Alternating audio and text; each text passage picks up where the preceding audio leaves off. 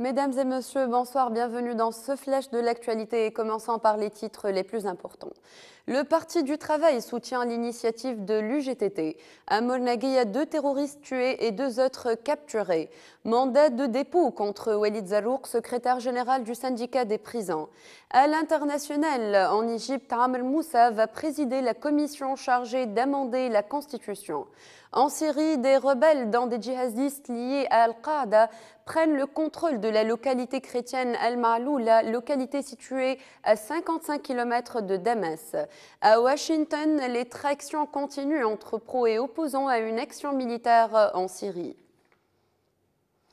Dans un communiqué publié lundi, le ministère de l'Intérieur a annoncé l'arrestation dans la matinée même par les unités sécuritaires spécialisées dans la lutte anti-terrorisme, police et garde nationale, de 2 terroristes impliqués dans le trafic d'armes et dans les derniers assassinats qu'a connu le pays dans la banlieue ouest de la capitale.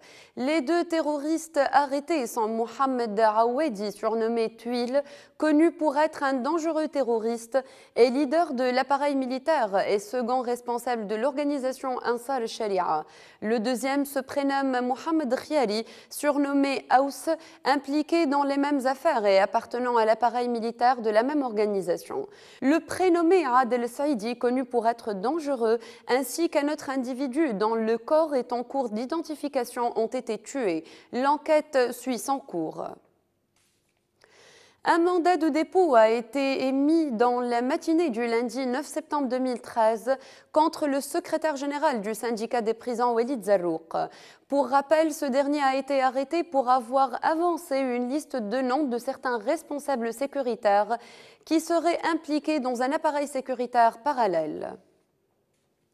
Le secrétaire général du Parti du Travail tunisien, Ali Ben Ramzan, a déclaré dimanche que tous les membres du conseil politique de son parti ont appelé lors d'une réunion du dit conseil à soutenir l'initiative de l'UGTT quant à la démission du gouvernement et la mise en place d'un gouvernement de technocrates.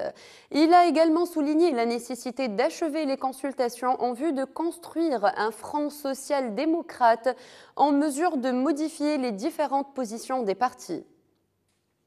Selon un communiqué publié hier dimanche, les résultats du concours de recrutement direct dans la fonction publique des personnes souffrant d'un handicap ont été approuvés et les admis sont appelés à passer au plus vite les tests médicaux et psychotechniques devant prouver leur aptitude à travailler. À noter que le ministère des Affaires sociales dispose d'une base de données comportant les noms de plus de 6 000 citoyens souffrant d'un handicap et aptes à travailler. Le syndicat des agents de la douane, et suite à une assemblée générale à Monastir, a demandé la régularisation de la situation professionnelle des officiers et sous-officiers dans un délai ne dépassant pas le mois de mars 2014.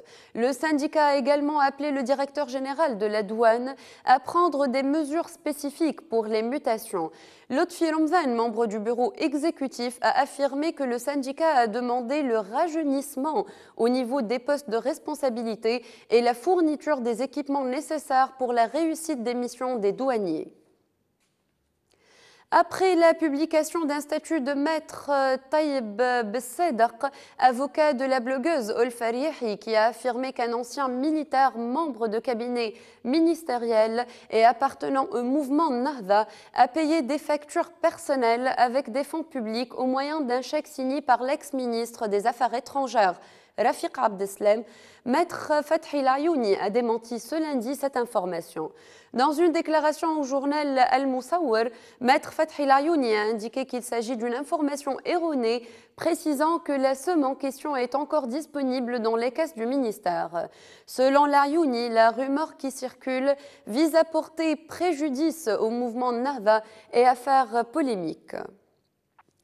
Amr Moussa, qui fut longtemps ministre des Affaires étrangères du président déchu Hosni Moubarak, va présider la commission chargée d'amender la Constitution qu'un autre président déchu, Mohamed Morsi, a fait passer en force au Parlement dominé par les islamistes en décembre dernier. En dépit des promesses du gouvernement intérimaire mis en place par l'armée d'associer toutes les forces politiques à la rédaction de la Constitution, la commission de 50 membres ne comprend que 2 islamistes et aucun n'est issu des frères musulmans, cible d'une vive répression policière depuis la chute de Morsi. Amr Moussa, qui a dirigé pendant 10 ans la diplomatie égyptienne de 1991 à 2001, avant de devenir secrétaire général de la Ligue arabe pendant les 10 années suivantes, a été élu président de la Constituante avec 30 voix lors de la première réunion de commission. Des rebelles dans des djihadistes liés à Al-Qaïda ont pris dimanche le contrôle de la localité chrétienne Al-Ma'loula, localité située à 55 km de Damas. C'est une position stratégique qui permet aux insurgés de resserrer l'étau autour de la capitale syrienne et de menacer la route principale reliant Damas à Homs plus au nord, voie décisive pour le ravitaillement des troupes du régime. Les combats qui ont débuté mercredi ont été très violents entre les rebelles et les forces loyalistes d'Assad. Il aurait fait une quinzaine de victimes et une centaine de blessés selon l'Observatoire syrien des droits de l'homme. Ma'loula, qui signifie entrée, est l'un des derniers endroits dans le monde où l'on parle encore l'araméen, la langue du Christ. Cette petite cité est également célèbre pour ses refuges troglodytiques. Peuplée en majorité de chrétiens grecs catholiques, Ma'loula doit célébrer samedi la fête de l'exaltation de la croix. À 2 jours d'un vote crucial au Sénat, la Maison-Blanche ne ménage pas ses efforts pour convaincre les parlementaires américains de donner le feu vert à une intervention militaire en Syrie, tandis que le président syrien Bachar el-Assad nie être responsable de l'attaque chimique du 21 août près de Damas. Il n'y a aucune preuve que j'ai utilisé l'arme chimique contre mon propre peuple, a-t-il déclaré dans une interview réalisée à Damas et diffusée lundi par la chaîne de télévision américaine CBS. Alors que le vote des sénateurs américains est attendu mercredi, le secrétaire général de la Maison-Blanche a été vu dimanche sur 5 plateaux de télévision où il a plaidé pour des frappes limitées en représailles au bombardement à l'arme chimique du 21 août. Cet effort de lobbying doit se poursuivre lundi avec une interview que Barack Obama doit accorder à 6 chaînes de télévision et atteindra son point culminant mardi soir avec une adresse du président américain à la nation, a signalé que selon le décompte du Washington Post, 223 membres de la Chambre des représentants sont hostiles ou plutôt hostiles à la résolution autorisant le recours à la force, alors que 217 voix suffisent pour qu'elle soit rejetée. Le maire sortant de Moscou, Sergueï Sobyanin, soutenu par le Kremlin, a remporté les municipales de dimanche avec 51,33% devant l'opposant Alexeï Navalny, 27,27%, selon le résultat quasi définitif après le dépouillement de 99,83% des bureaux. Ayant obtenu la majorité absolue, M. Sobyanin est élu dès le premier tour.